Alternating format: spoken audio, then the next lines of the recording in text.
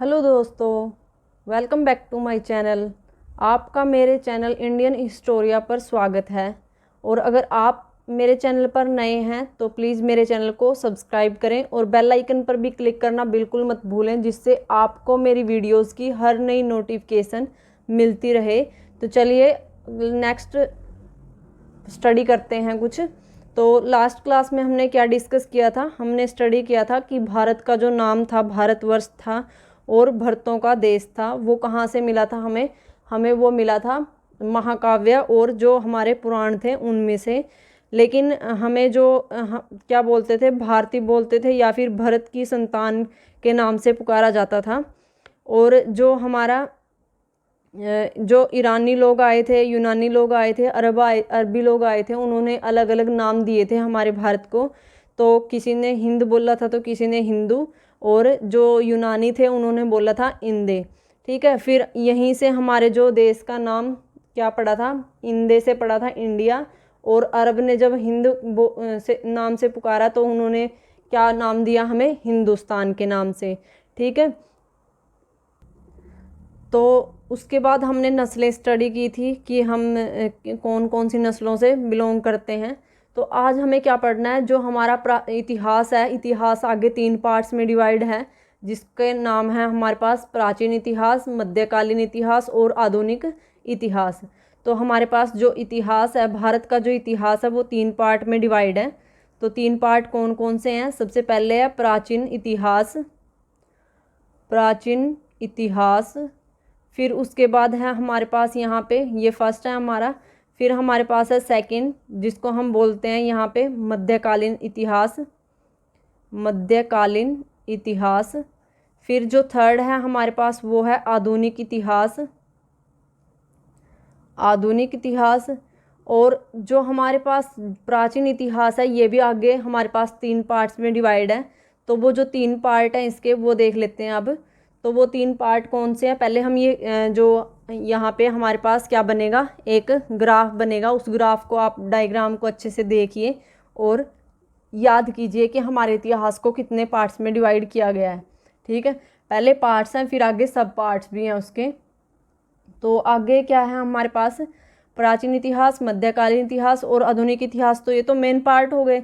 अब जो प्राचीन इतिहास है, इसके भी आगे हमारे पास 3 पार्ट हैं। तो वो 3 पार्ट कौन कौन से हैं?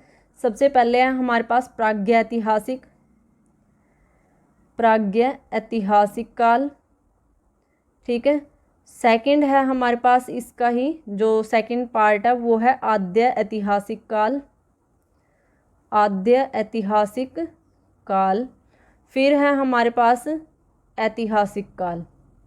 ठीक है, तो इनके बारे में डीपली डिस्कस करेंगे। पहले आगे इसके पार्ट्स को देख लेते हैं। तो आगे जो हमारा प्राग्ञैतिहासिक काल है, ये भी आगे 3 पार्ट्स में डिवाइड है हमारे पास। तो वो 3 पार्ट कौन कौन से हैं? सबसे पहले है हमारे पास यहाँ पे पूरा पाषाण काल, पूरा पाषाण काल। फिर है हमारे पास मध्य पाषाण काल, और फिर है हमारे पास नव पाषाण काल।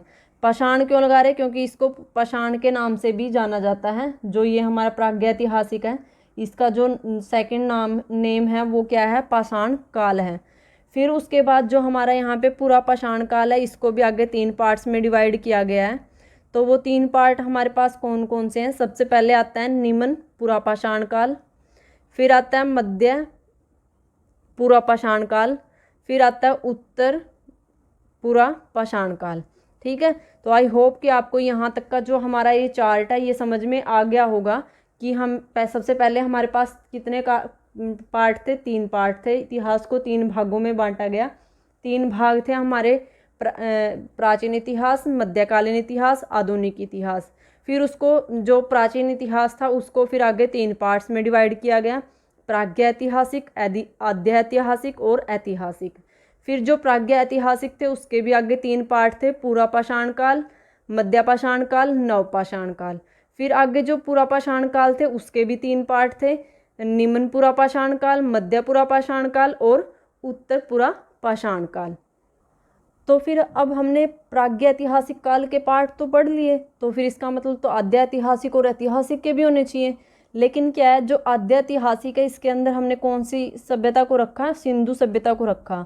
क्योंकि उसके क्या थे, हमारे पास लिखित में साक्ष्य तो थे लेकिन सारे पढ़े नहीं गए थे, तो उसको हमने कहाँ पे रख दिया, सिंधु सभ्यता में रख दिया, इसमें आद्य ऐतिहासिक में रख दिया। ठीक है, जो ऐतिहासिक काल है इसके अंदर हमारे पढ़े जाते हैं, जो वैदिक सभ्यता है हमारी वो पढ़ी जाती है, जिसके अंदर हमारे पास उत्तर वैदिक काल और पूर्व वैदिक काल ये दोनों आते हैं। ठीक है, तो ये थे हमारा क्लासिफिकेशन प्राचीन इतिहास का। तो सबसे पहले हम प्राचीन इतिहास को ही कवर करेंगे, तो मध्यकालीन और आधुनिक इतिहास को तो पहले इसको कंप्लीट करने के बाद फिर हम ये डिस्कस करेंगे। ठीक है, तो अब हमारे पास सबसे पहले हम डिस्कस कर लेते हैं यहाँ पे। अब हमने ये तो पढ़ लिया कि हमारा जो प्राचीन इतिहास है वो कहाँ से स्टार्ट होता है, प्रागैतिहासिक काल से स्टार्ट होता है। सबसे पहला जो उसमें काल आया आरंभ पाषाण काल है जो हमारा, वो कौन सा है, प्रागैतिहासिक काल ही है, जिसको हम पाषाण काल भी बोल सकते हैं। ठीक है, बोलते हैं। तो अब हमें क्या डिस्कस करना था कि इसके बारे में, तो यहाँ से हमें क्या मिला, इसके की जो प्रमुख विशेषता थी वो क्या थी, वो ये थी कि इसका कोई भी लिखित साक्ष्य नहीं था। तो यहाँ पे इसकी विशेषता क्या थी, लिखित साक्ष्य नहीं थे, लिखित साक्ष्य भी नहीं थे, लेकिन लेखन कला भी नहीं थी। ठीक है, लिखित साक्ष्य भी नहीं थे और वह लेखन कला भी नहीं थी। तो जब लेखन कला ही नहीं थी तो साक्ष्य की तो नाम ही नहीं पैदा होता। ठीक है, तो नहीं थे यहाँ पे। तो अगर नहीं थे तो फिर यहाँ पे इसके जो मतलब हमें साक्ष्य मिले तो कैसे पता लगाया गया इसके बारे में, तो इसके बारे में पता लगाया गया जो इसके पुरातात्विक साक्ष्य थे।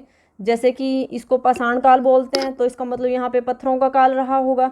तो जो पुरातात्विक काल साक्ष्य थे इसके, जैसे पाषाण के बने हुए जो औजार होते थे, ठीक है, उनकी हेल्प से ही पता लगाया गया कि ये हमारा क्या है, प्राग्ञ ऐतिहासिक काल है, और जिसको हम पाषाण काल भी तभी बोलते हैं क्योंकि इसके बारे में स्टडी ही पाषाण की हेल्प से ही की गई। ठीक है, फिर उसके बाद जो हमारे पास है सेकंड, वो है आद्य ऐतिहासिक काल। यहाँ पे हमारे पास लेखन कला तो थी लेकिन जो इसके लिखित साक्ष्य थे वो पढ़े नहीं गए। ठीक है, उनके बारे में कुछ भी स्टडी नहीं किया गया, तो इसलिए इसको हमने बोल दिया आद्य ऐतिहासिक काल कि आधा इतिहास है और आधा हम जान चुके हैं। ठीक है, और ऐतिहासिक काल में क्या थे, सारे ही लिखित साक्ष्य मिले थे और सभी हमने पढ़ लिए थे। तो इसमें आए थे हमारे पास लिखित साक्ष्य जो पढ़ भी लिए थे और जो समझ भी लिए थे। ठीक है, और इसकी अवधि कहाँ से है, सिंधु घाटी की जो सभ्यता है वो जो काल अवधि है वो आद्य ऐतिहासिक काल के अंडर आती है, और जो हमारे वैदिक सभ्यता है जिसके अंदर पूर्व वैदिक और उत्तर वैदिक काल है जो, वो हमारा ऐतिहासिक काल के अंदर आता है। और जो लिखित साक्ष्य और लेखन कला थी वो हमारे सिर्फ इन दो में तो थी, लेकिन हमारे प्रागैतिहासिक काल में नहीं थी। तो आई होप कि यहाँ तक आपको कोई भी प्रॉब्लम नहीं होगी और आपको ये अच्छे से समझ भी आ गया होगा। अब उसके बाद हमने जैसे यहाँ पे डिस्कस किया कि इसका एक पार्ट पूरा पाषाण काल था, एक मध्य पाषाण काल था और एक नव पाषाण काल था। तो अब हम यहाँ पे पूरा पाषाण काल अगर डिस्कस करते हैं तो पूरा पाषाण काल के अंदर हमारे पास क्या आता है, पूरा पाषाण काल के की जो खोज थी वो सबसे पहले किसने की थी, रॉबर्ट ब्रूसफुट ने की थी।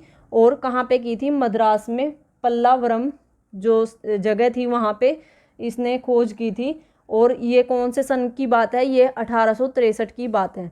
ठीक है, तो इसकी यहाँ पे जो पूरा पाषाण काल है इसका जो फर्स्ट पॉइंट है वो क्या बना यहाँ पे कि इसकी जो खोज है 1863 में रॉबर्ट ब्रूसफुट ने की। ठीक है, रॉबर्ट ब्रूसफुट ने की, और कैसे की, कहाँ की, सॉरी, मद्रास में की। मद्रास के किस जगह पे की, पल्लावरम में की। ठीक है, तो इसको याद करने के लिए हम एक ट्रिक भी अपना सकते हैं, अगर आपको आसान लगे तो आप अपना लीजिए, अगर ऐसे ही याद कर सकते हो तो उससे बेटर तो कुछ है ही नहीं। ठीक है, तो हम यहाँ पे क्या कहेंगे कि 63 फुट का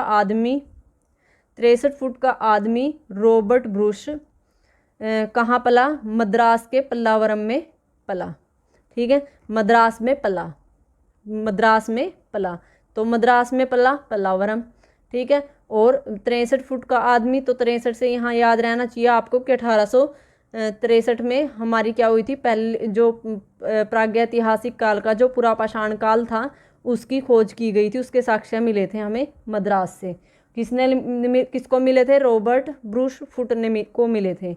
सेकंड है हमारे पास यहाँ पे फिर सेकंड जो खोज हुई वो 1935 में हुई। वो कहाँ पे हुई? वो शिवालिक की पहाड़ियों में हुई। शिवालिक की पहाड़ियाँ कहाँ पे हैं? ये उत्तर पूर्व में हैं, ठीक है।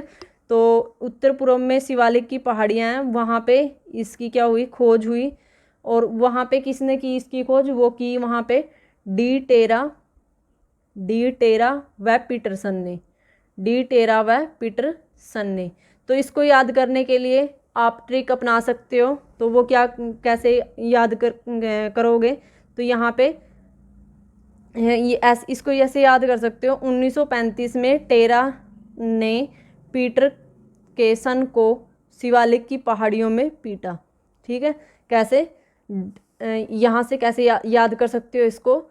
1935 में टेरा ने पीटरसन को शिवालिक की पहाड़ियों में पीटा, ठीक है। या फिर और क्या बोल सकते हो यहाँ से कि डी टेरा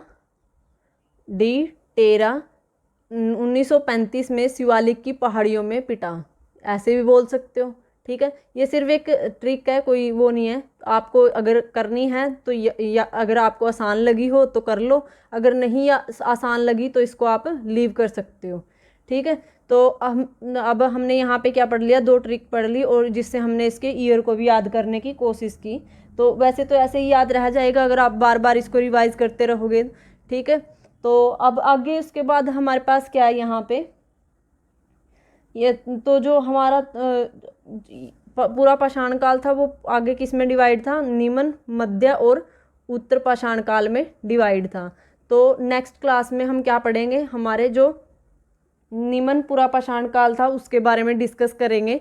तो आई होप कि यहाँ तक आपको सब क्लियर हो गया हो। और अगर आपको इससे रिलेटेड कोई भी क्वेरी है तो आप कमेंट बॉक्स में कमेंट करके पूछ सकते हो और आपको रिप्लाई ज़रूर मिलेगा, ठीक है।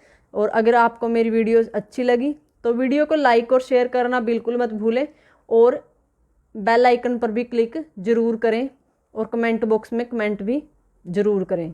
चलिए मिलते हैं नेक्स्ट क्लास में, तब तक के लिए bye bye and all the best.